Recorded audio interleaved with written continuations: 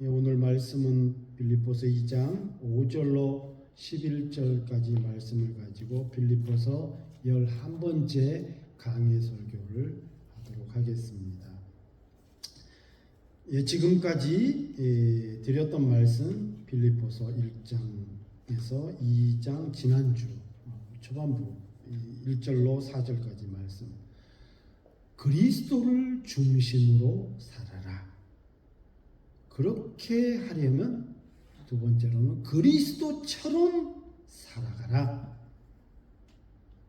왜냐하면 세 번째로 그리스도께서 이렇게 사셨기 때문이다. 그래서 오늘 말씀은 빌립보서 2장 5절로 11절까지 말씀이 뭐냐면 바로 그리스도께서 이렇게 사셨다.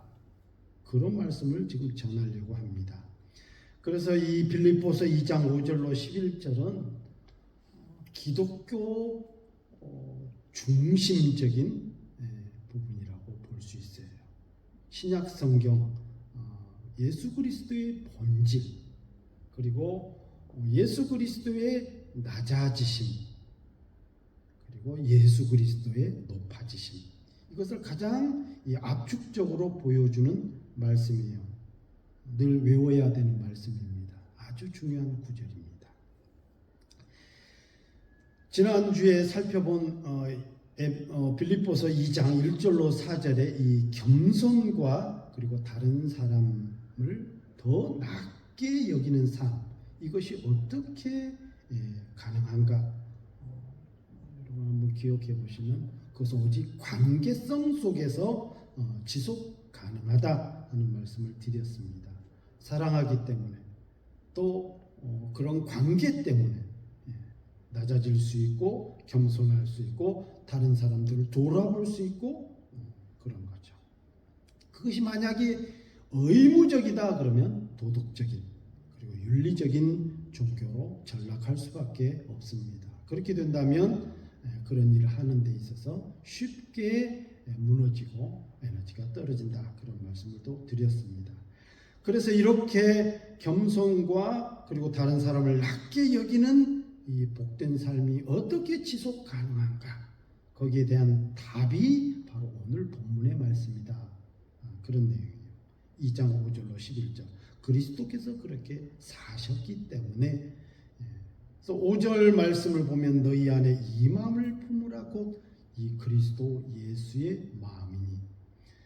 따라서 오늘 이 본문의 말씀을 예수님처럼 겸손한 마음을 가지고 살아라 하는 어떤 이런 내용보다도요, 예수님이 누구신지, 예수님께서 무엇을 내려놓으셨는지, 그리고 예수님이 어디까지 낮아지셨는지, 마지막으로요, 하나님께서 예수님을 어떻게 높이셨는지, 이런 부분에 좀 포커스를 맞추어서 풀어나가려고 합니다. 그래서 오늘은 11절까지 아마 설교가 다 되어지지 않을 거예요. 그렇지만 할 수 있는 데까지 하고 또 다음 주에 연결해서 나가고자 합니다. 우선 이 빌립보서 2장 5절로 11절은 딱 두 구절이에요. 하나는 그리스도의 높아지심, 낮아지심이죠. 낮아지심, 비하라고 해요. 조직신학에서 전문용어 그리스도의 비하. 그리고 또 나머지 9절부터 11절은 하나님께서 그리스도를 높이시는, 그래서 높아지셨다, 원래의 자리로 돌아갔다 해서 승귀. 그래서 그리스도의 높아지심 그리고 낮아지심, 이 두 단계로 구조로 나뉘어져 있습니다. 그래서 5절 첫 번째로 그리스도의 마음을 품으라 했는데, 이 그리스도의 마음은 단순한 이 감정적인 그런 마음이 아닙니다. 이 헬라어로 이 마음이라는 이 단어는 생각하다, 마음을 두다, 그리고 어떤 가치관을 가지고 살아가다, 그런 내용이 있어요. 그래서 바울은 예수님처럼 감정적으로 착해져라 그렇게 지금 기록한 것이 아니고요, 예수님이 갖고 계셨던 가치관과 그 삶의 방향을 나나 여러분도 가져야 된다. 지금 그걸 말씀하고 있어요. 그분이 가지고 계셨던 마음이 무엇인지, 그리스도의 마음을 너희도 품어라. 그분이 지금 이 땅에 오셔서 낮아지신 이유가 무엇인지, 왜 그렇게 하셨어야만 하는지, 무엇을 그리고 어떤 것을 목적을 가지고 살아가는지, 그런 마음을 우리가 지금 살펴보는 거예요. 그리고 그런 마음을 우리가 갖기를 원하는 것입니다. 여러분, 지난주 이 3절 4절을 다시 한번 복귀해 보면, 남을 자기보다 낫게 여기라. 자기를 돌아볼 뿐더러 다른 사람의 일들도 돌아보아라. 일반적으로 생각할 때 그렇죠. 꼭 그렇게 살아야 하나? 근데 바울의 대답은 예수님을 보라입니다. 예수님께서 그런 삶의 방향을 가지고 살았다는 거죠. 그래서 6절부터 예수님께서 낮아지심에 대한 내용을 지금 소개하고 있는 내용이에요. 그는 근본 하나님의 본체시나 6절. 그는 근본. 그러니까 바울은 예수님의 겸손을 이야기하기 전에 예수님이 누구셨는지부터 지금 말하고 있습니다. 그러니까 예수님의 정체성이죠. 내가 어떻게 살아야 된다? 내가 어떤 목적을 가지고 살아야 된다. 그렇다면 너는 예수님의 그분이 어떤 분인지를 알아야 된다. 지금 그걸 말씀하고 있어요. 예수님은 원래부터 하나님이셨습니다. 우리가 잘 아는 바대로. 하나님의 본체라는 표현은 단순히 어떤 겉모양이나 혹은 모습으로 흉내낸 그런 것이 결코 아닙니다. 그 존재의 본질, 그것을 드러내는 모습을 말하는 거예요. 예수님은 하나님의 본질이시다. 그 자체시다. 지금 그걸 말하고 있어요. 그러므로 그 예수님의 그 낮아지심, 지금 첫 번째로 살펴보고 있는데요. 그것이 위대한 이유는 원래 이 낮은 분이 높은 곳으로 올라가는 것, 이것이 아니라 가장 높은 분이 가장 낮은 곳으로 내려오셨다는, 그게 바로 예수님의 낮아지심에 대한 그 위대함이에요. 우리가 일반적으로 생각할 때 그렇잖아요. 좀 가난하고 부족하고 또 지적으로 딸리고 천하고 별별 것 없던 사람이 노력을 해가지고 좀 성장하고, 그래서 좀 더 나아지고 높아지고 점점 올라가고, 그래서 정점에 도달했을 때 사람들이 볼 때는 이야, 대단하다, 위대하다, 뭐 이렇게 느껴지죠. 그게 가능한가 싶을 정도예요. 그런데요, 이 성경의 위대함과 성경의 우리가 놀라움을 발견해야 되는 거 오히려 그 반대예요. 정점에 있는 자가, 가장 높은 위치에 있는 자가 낮고 천한 자리로 내려오는 거예요. 여러분, 높은 데서 아래로 내려오는 것이 쉬울 거라고 생각합니다. 왜냐하면 낮은 자의 입장에 있을 때는 올라가는 게 힘들어 보이지, 그냥 내려오면 되는 거지, 이렇게 생각할 수 있어요. 그러나 결코 그럴 수가 없습니다. 왕이 거지로 못 살아가요. 그건 거의 죽음에 해당하는 거나 마찬가지입니다. 생각해 보세요. 소위 말하는 우리가 말하는 저 로얄 패밀리, 그죠? 수천억, 혹은 뭐 조 단위, 그죠? 그래서 뭐 은행에서는 그렇게 평가하죠. VVVIP에 해당하는, VIP도 아니에요. 예전에 제가 한 15년 전에, 20여 년 전에 들었던 얘기가, 그 은행 관련돼서 많이 아는 사람, VIP는 도대체 어떤 기준인가를 얘기해 준대. VIP는 부동산 자산 말고 은행 안에 내가 금방 이틀 내로 50억을 꺼낼 수 있는 사람이 VIP래요. 그럼 VIP는 뭔지 압니까? 그래도 그런 것도 있어요. 그랬더니 500억. 그러면 목사님, VVVIP는 뭔지 아세요? 그랬더니 그게 바로 소위 말하는 하이, 말 그대로 그레이트 리치라고 그래요. 빅 리치를 넘어서 그 위에 담겨 있는 사람은 5천억을 얘기하더라고요. 그래서 깜짝 놀랐어요. 그런 사람도 있나요? 엄청 많대요. 10,000명이 넘다든가 우리나라만 해도. 그러니까 소위 말 그대로 그 1% 안에 든 사람들이 상위 1%인지 몇 퍼센트 안에 든 사람들이 대한민국의 절반에 해당하는 재산을 다 갖고 있다는 거야. 이해가 안 되죠. 그러니까 그런 사람들이 소위 말하는 저 같은 위치로 내려올 수 있겠냐. 저보다도 더 낮은 사람 있죠. 그런 사람은 내려올 수 있겠냐 이 말이에요. 이게 바로 낮아짐이라는 거예요. 그런데 예수님은 내려오셨다는 거지. 그것도 높은 데서 낮은 데라고 생각하지만 그분은 우리를 만드셨는데 그 단계로 내려오셨다는 거예요. 이해가 안 되죠. 그래서 우리는 가끔 인간의 인식 세계에서 우리가 가진 경험, 뇌의 지식, 그 안에서 도저히 이해가 잘 안 되어지고 납득이 안 가는 일들이 너무 많습니다. 그래서 하나님께서 우리에게 믿음이라고 하는 엄청난 선물을 주셨다는 거예요. 우리는 우리가 아는 만큼, 받아들일 수 있는 만큼 내 수준에서 이해하려고 하고 받아들이려고 하고 그거를 통찰하려고 합니다.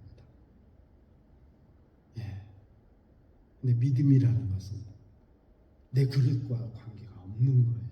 하나님의 은혜의 선물이기 때문에 도저히 이해되어질 수 없는 부분들을 믿게 하는. 그래서 우리가 신앙이라고 하는 이 믿음이라고 하는 것, 하나님을 믿는 것은 믿음으로만이 오직 가능해요.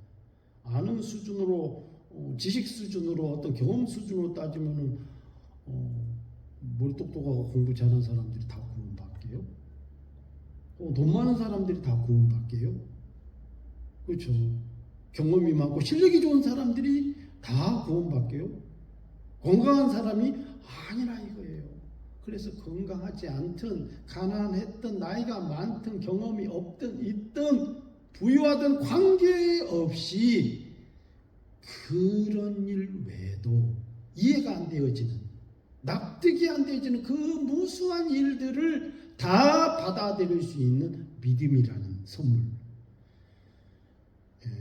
그래서 너희는 그 은혜에 의하여 믿음으로 말미암아 구원을 받았으니 이는 너희에게서 난 것이 아니요 하나님의 선물이다. 하나님이 우리에게 그 은혜에 의해서 믿음이라는 선물을 주셨다는 거죠. 그리스도의 낮아지심은 우리의 인간의 뇌로 혹은 이해의 영역 안에서 받아들일 수 있는 그런 문제가 아닌 것입니다.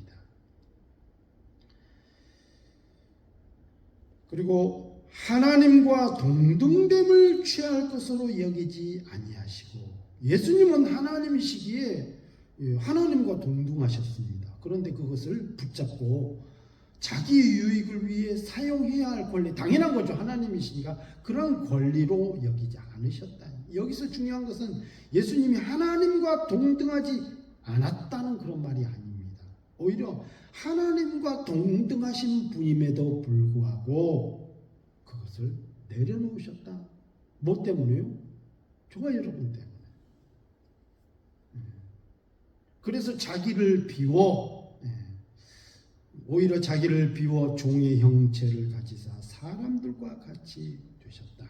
이 비우다는 것은 예수님께서 하나님의 신성을 아예 없애버리고 혹은 포기해버리셨다는 그런 의미가 아니라 오히려 하나님의 영광과 권리를 내려놓고 종의 자리에 오셨다는 그런 의미가 되는 것입니다. 예를 들면 그런 거죠. 왕이 자신의 신분을 숨기고 혹은 대통령이 자기의 신분을 숨기고 어려운 백성들 가운데 들어가서 그들의 고통을 함께 짊어져 보고 또 나누고 백성이 되었다고 해서 이 왕이나 대통령의 자리를 그 본질을 잃어버린 것은 아니에요. 그러한 것처럼 예수님도 하나님이신 상태에서 인간이 되셨죠. 그래서 구원 사역을 할 때 신성이 나타납니다. 놀라운 신적 권리. 그리고 바다 위로 걸어갈 때도 있고 죽은 자도 살릴 때도 있고 병든 자를 낫게 하기도 하고 불치병 있는 사람들을 치유하는 역사도 신성을 갖고 계셨 하지만 그럼에도 불구하고 성육신, 사람의 몸을 입고 나약한 고통을 그대로 느끼고 그대로 배고픔을 느끼고 외로움 그리고 그 처절함 다 때로는 기쁨도요 즐거움도 다 갖고 있는 인간의 상태로 낮아지셨다. 자기를 비웠다 하는 말은 그 말이에요. 그렇다고 본질이 없어진 것은 아닙니다. 여러분 제가 예전에도 말씀드렸죠.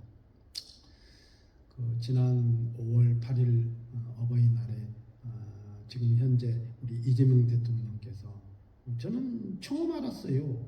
서울에서 저도 참 서울에서 가난한 동네에서 많이 살았거든요. 주로 신자들이 가는 동네에서 많이 살았어요. 신림동, 신길동, 신월동 주로 항상 가난한 동네의 대표 대명사였어요. 신사동 말고 강남의 신사동은 부자인데 거기 말고 주로 신자 돌림회를 거의 서울 삶에 있어서 대부분을 그곳에서 보냈습니다. 그런데요 참 그저 신길동이라든지 이런 데 보면 정말 그 산 동네 그런 데서도 많이 살았고 방도 조그마한 방 월세방에서도 살 때도 많고 또 사역지도 그 근처고 뭐 교회도 그래서 살아서 참 가난한 동네 이런 가난한 동네가 많구나 그런 생각을 들었지만 그 이후로 지금 30년이 지났거든요. 30년에 한 그저 30몇 년 40년도 지났어요. 40년. 그런데 그 40년 전보다도 더한 동네가 서울에 있는 걸 처음 알았어요. 지금인데 지금 올해 5월 8일 지금도 있겠죠. 그것도 서울 종로구 그죠? 사대문 안에 있는 종로구 동이동이라는 데를 제가 처음 알았어요. 쪽방촌 정말 방도 조그만한데 그 안에 다 있어. 화장실이 뭐고 누구 다 샤워장도 제대로 없고 야 그것도 지하고 그런 집들이 있나 싶을 정도로 내가 대통령이 가가지고 거기서 돌아보고 어버이날이라고 홀로 계신 할머니였고 홀로 계신 할아버지 아니 대통령이 이런 데까지 찾아오냐고 역대 대통령이 이렇게 찾아온 건 처음에 있는 일이라고 이 나라에 큰일 하시는 분이 여기까지 오냐고 막 눈물을 글썽거리고 감동을 받고 있을 때 이재명 대통령이 손을 잡고 이게 나라의 큰일입니다. 이게 나라의 일이에요. 왜? 그게 낮아지는 거예요. 그렇다고 대통령 신분이 없어지는 건 아니잖아요. 예. 우리가 가끔 살아갈 때 내가 제일 외롭고 내가 제일 가난하고 내가 제일 못 살고 내가 제일 뭐 잘나지 못하고 그렇다고 생각할 때가 많다 이게요. 안 그렇다니까요. 저 깜짝 놀랐어요. 40년 전에 가장 가난한 동네에 살았다 하는데 그때보다도 더한 동네가 40년 후인 지금도 있더라니까. 아니 그 사람들이 노숙자도 아니에요. 저 깜짝 놀랐어요. 그리스도께서 우리에게 오신다는 것은 이거하고도 비교할 수 없는 자기가 만든 피조물이 되어서 왔다는 것. 예. 자기를 비웠다. 이게 성육신. 예. 거룩한 육신을 입고 오셨다. 하나님이신 상태에서 인간이 되셨다. 조직신학 때는 그랬어요. 양성이죠. 신성과 인성이 있어요. 예. 양자 동용설 뭐 이렇게도 배우기도 했는데요. 하나님이시지만 사람이 되신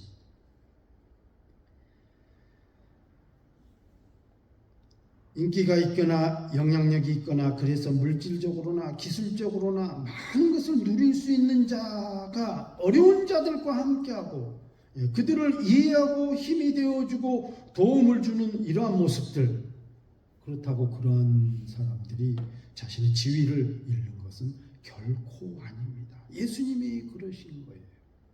지금 바울이 이야기하는 것을 잊어버리면 안 됩니다. 바울이 빌립보 교인들에게 그리고 하나님이 바울을 통해서 이 빌립보서를 통해서 저와 여러분들에게 주시는 말씀이 무엇냐 이 말이에요. 너희 안에 그리스도의 마음을 품으라. 즉 너희 안에 이 마음을 품으라고 그리스도 예수의 마음이니 하면서 그분이 어떤 분인지 원래 하나님이셨고 동등했고 그분은 충분히 누릴 수 있는 분이지만 그 관계성 속에서 오는 우리를 사랑하시기 때문에 내려오셨다는 거죠. 낮아지셨고 천하고 죄악된 그 세상으로 내려오셨다는 거죠. 단순히 그 지위나 영향력을 지속시키기 위해 흉내내는 것이 아니에요. 그래서 기독교 문화가 중요한 이유가 여기서 나옵니다. 기독교 문화라는 것은 하루아침에 결코 자리 잡는 것이 아닙니다. 문화는 뭡니까? 인류의 오랜 그 역사, 히스토리, 시간과 그 역사 속에서 그 삶의 반경에서 이루어져서 정착이 되어진 것들. 그래서 그걸 문화라고 해서 아시아 문화 다르고 한국 문화 다르고 이건 뉴질랜드 문화가 다르죠. 왜? 오랫동안 그 세계관 가운데 삶의 방식에서 형성된 모습과 습관들이 문화거든요. 여러분, 왜 기독교 문화가 중요합니까? 네. 나만 잘 살자, 나만 성공하자, 내가 누리면 되는 거지 에서 벗어나 거기서 멈추지 않고 오히려 주님께서 낮아지시고 내려오시고 우리를 돌아보고 우리를 구원하기 위해서 희생을 당하신 것처럼, 그럼요, 이런 모습이 내 안에 나타나고 내가 또 그래서 결혼을 하고 그래서 또 여러분, 왜 제가 이 말씀을 드리냐면 요즘 미국이 잃어버린 것이 뭐냐 이거예요. 우리 어렸을 때만 해도 미국 하면은 범접할 수 없는 초인류, 초거대 강대국 중에 하나인데 요즘은 그런 것 같지가 않아요. 오히려 중국이 더 무서워 보이는 것 같고요. 그 다음이 러시아였어요. 옛날에는 소련이었는데 뭐 그런 것 같지는 않아요. 유럽 그러면요, 와, 그렇죠. 유럽 한번 가보는 게 소원이었어. 지금은 가보고 싶지가 않아요. 맨날 테러 일어나고 맨날 뭐 지저분하고 보니까 한국이 훨씬 더 나은데 그런 생각. 왜 미국이 자신을 잃어버리냐? 왜냐하면 미국은 첫째도 둘째도 셋째도 복음 위에 세워진 나라입니다. 기독교 문화 가운데 세워진 나라예요. 그래서 미국이 강대하고 부유해지고 어마어마한 영향력이 끼쳤을 때 주로 어렵고 힘든 곳에 원조했습니다. 어떤 목적이 있었을 수도 있지만 여하튼 도왔는데 이제는 그런 목적도 배제하고 모든 것을 단절하고. 마가 뭡니까? 마가가 무슨 뜻이에요? make 그죠?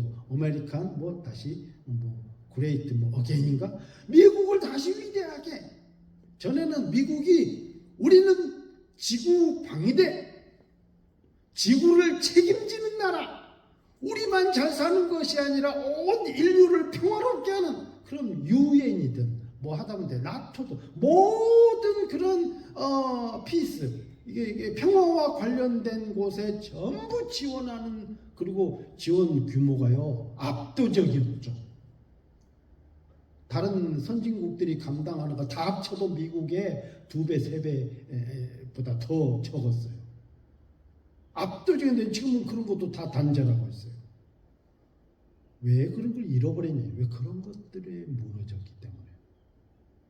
철저하게 기독교 문화여서 그동안 해왔던 것을 왜 거두기 시작하냐 이 말이에요. 우리 한국도 마찬가지입니다. 사실 한국이 개화가 빨리 된 이유가 뭡니까? 조선시대 때 개화가 빨리 된 이유가 기독교 복음이 들어와서 그랬어요. 선교사들이 많이 헌신하고 희생하고 순교하고 그 와중에 사실 한글도 사라졌던 한글이 선교사들 때문에 한글이 다시 살아나게 됐고, 여러분 경제적으로 교육적으로 와갖고 세운 건 뭡니까? 전부 고아원, 학교, 병원 전부 교회 위주로 다 세운 게 한국의 개화의 시작이었습니다. 여러분, 이 사람이 그렇죠. 어떤 큰 천재지변 같은 거 한 번만 일어나도 그 회생이 되고 회복되는 게 얼마나 몇십 년이 걸립니까? 36년 동안 나라를 빼앗겼죠. 다시 해방이 되나 싶었는데 5년 만에 또 그죠? 45년에 해방이 됐지만 5년 만에 다시 또 북한, 소련 해가지고 또 중동, 중국 해갖고 내려와서 또 전쟁을 또 3년 반 했죠. 아니 일어날 틈이 있어야지. 그럼에도 불구하고 선교사들은 나가지 않고 거기서 희생하고 죽어가고 그곳에서 솔직히 한국에 온 선교사들 그 사람들 보면 초인류 사람들 공부도 잘했고 엄청 장학생들이었고 한국에 가서 선교할 사람 듣도 보도 어디에 있어요 그 나라가 이름도 몰랐어요 한국이라.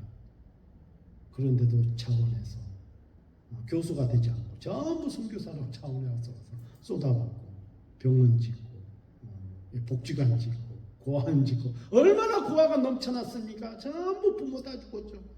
그럼요. 6.25 전쟁 때만 해도 죽은 인구가 200만이에요. 그 당시 200만이면 그러니까 180만이가 되는데 얼마나 많은 숫자인지 아세요?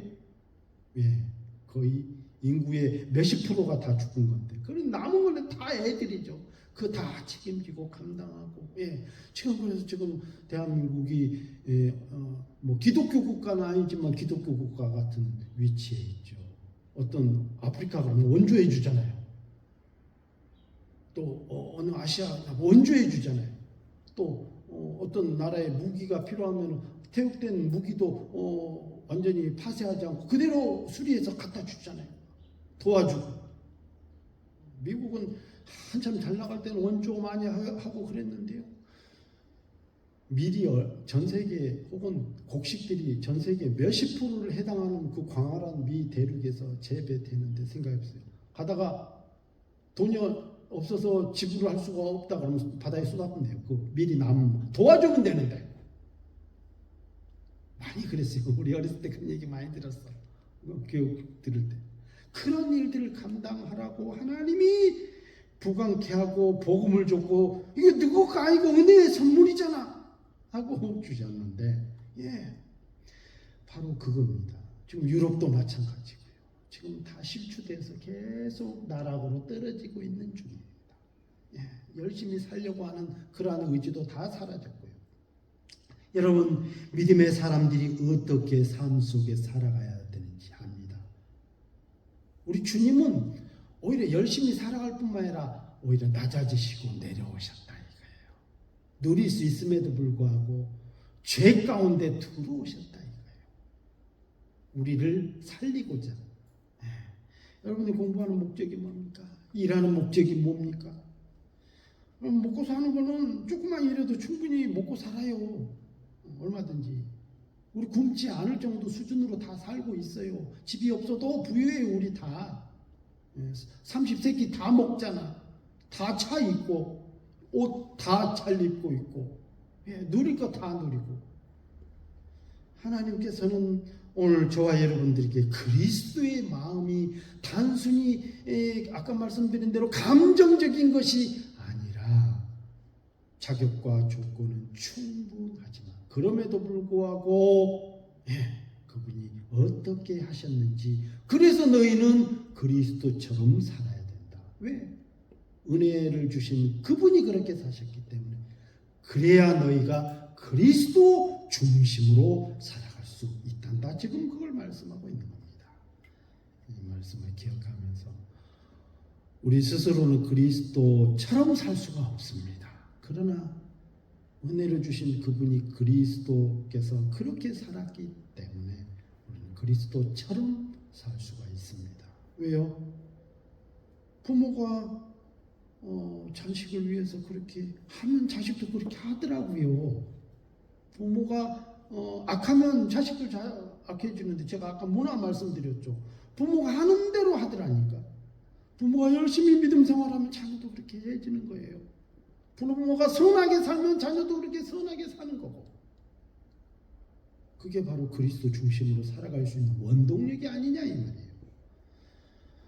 여러분의 삶이 그렇고 또 우리의 가정이 그렇고 또 우리 교회가 그런 문화를 만들어서 우리 후세대 우리 정말 이 죄악된 세상에서 바로 세워져 가고 바로 나아가는 은혜가 있기를 주의 이름으로 축원합니다. 기도합시다.